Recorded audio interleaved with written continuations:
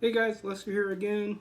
Just trying to Dumbledore my thoughts continuously swimming through this skeptic tank of my brain and the various obsessions floating therein. And in an effort to continually Dumbledore my thoughts onto wherever I can place them, like the previous clip, I mentioned this son of a gun right here. And I again put in another clip, I guess you call it third party or outsourced, this time from Shivworks. And these are guys I followed. Uh, I don't follow specifically these guys, or I should say exclusively follow these guys. I think the one thing I've learned in the last 10, 17 years since I come in contact with that material, that we're part of an overall paradigm shift in the landscape of you might call martial arts. And I do find the term martial arts a little strange, but that's not going to be the core of my topic. So, just a heads up if you haven't seen it, the guy from Sherbrooks gives a layout and a presentation of their three pronged approach in terms of a very specific use case, that being self defense. Even that's a little bit of a loaded term depending on who you talk to. But I'm a sucker for translating things into the greater, you might call it the greater scheme of things, scheme of life. It makes these thought exercises more exciting, I guess, in terms of can I make these ideas, where can I apply them? If I can apply them, where do they fit? So right away, I'm going to look at the first step or the first prong in that three-pronged approach paradigm, reductionist. Now, parlaying that idea in the mindset, going back to the late James Yeager and his four-step pillars, or one of the four pillars of fighting. Again, I think that book is still on Amazon, or you can get it directly from Tactical Response. Mindset, tactics, skill, and then gear in that order. So, that said, with mindset and again, reductionist, such a fascinating term on its own because, again, with a lot of terms, and I've been meaning to have a thought piece about a specific term, nerd, and the stigmas associated with that term given cultural climates we find ourselves in. So, when it comes to choosing my hard, a lot of this reductionist mindset, for me anyway, I don't know about you or anybody else, but given the wild, wild west of the interwebs, you and I had been inundated with countless clips, reels, and so on. And all that I've been inundated is led me down a path of, okay, how do I make sense of all this information? I can at least draw down to a common theme or maybe more than one common theme, but right away, when it comes to choosing my hard, and from the clinical aspect or the medical aspect slash clinical aspect, how do I resolve these inflammatory triggers? So, reductionist.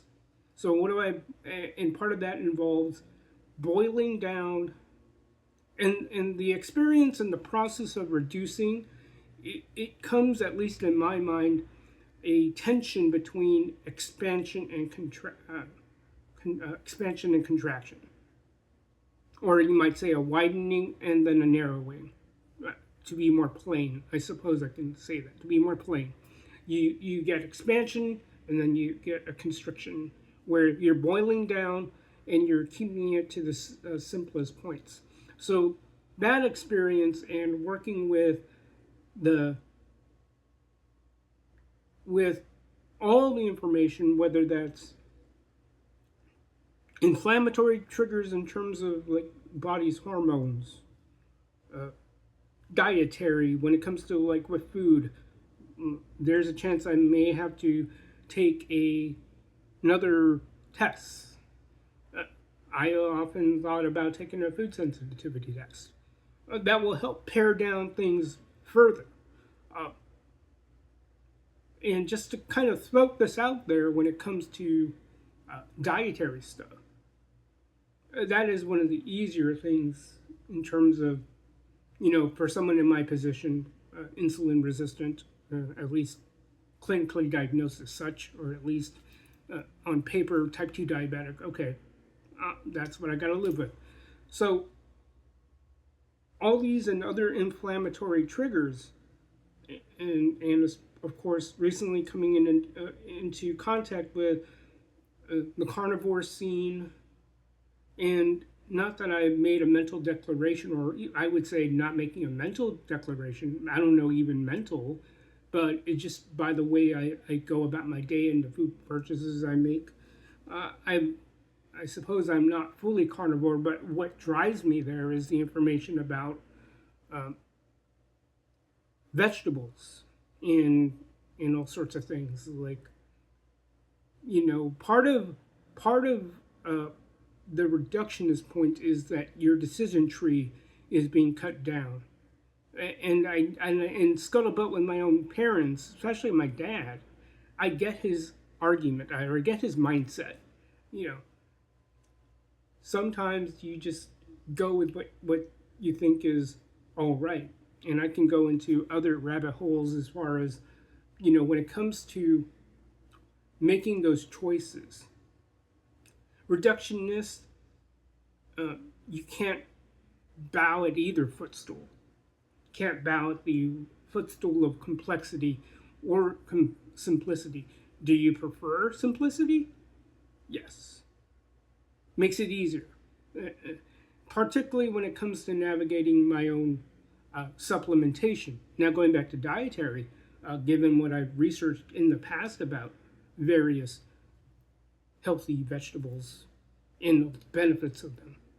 One of the things I've recently come in contact is through one of the personalities, I would say, in the carnivore, I don't know if you call it community, and I don't know what the culture is for the carnivore movement, if you will. But Dr. Anthony Chaffee makes a good point about things we have to wade through with respect to the realities of a lot of plants out there. People, when they think of the food sources that are from animals, seafood, etc., we look at their, you might call their habitat and their living conditions and their nature. Everyone can clearly see, like, okay, depending on the animal type, okay, we'll take a wolf or predators, for example. Those are very visible and very upfront. Whereas with plants, they have their own defense mechanisms, and so on. So, and I've read throughout the 10 years, 13 years I've been in and out of the whole ancestral health scene, is there are things we have to contend with. Like, number one thing about spinach is, and you'll see that in a lot of the videos I've been come in contact with in the last number of months, I would say maybe 3 to 5. But there's a guy, Ben Azadi, he's on YouTube.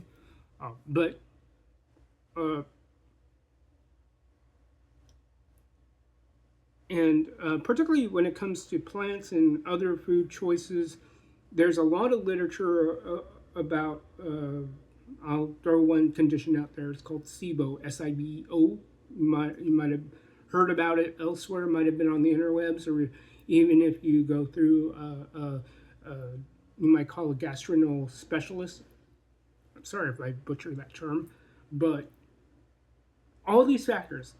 One of the terms that I had come in contact with in learning about SIBO, loosely I'll add, that we have to look at FODMAP rankings. That's just one dimension of this reductionist experiment, or this experience of trying to reduce your decision making tree when it comes to like buying your groceries. And and part of why I gravitated towards eating more carnivore lately is because I don't have to worry about all those triggers from vegetables. Would I like some variety? Maybe down the road, but I want to uh, defer that as I get more information about my own body. Because even though we do have a lot of the commonalities within the DNA, it's just that there are various genetic triggers, on and off switches that are, I would say, fairly personal, even among siblings. That Punnett square, not an exact science, even though basic biology will give you very basic Punnett square questions.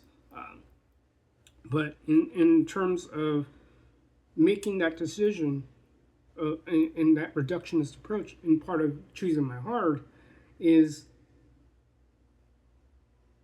I have kind of made a very simplistic decision. Like, I'm just going to go with meat and some plants. I think I'm okay with avocados.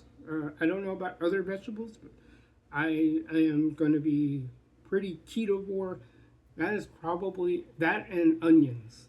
I will try other vegetables, but I've already kind of done an N=1, and I'll go into another rabbit trail about that, maybe in another video.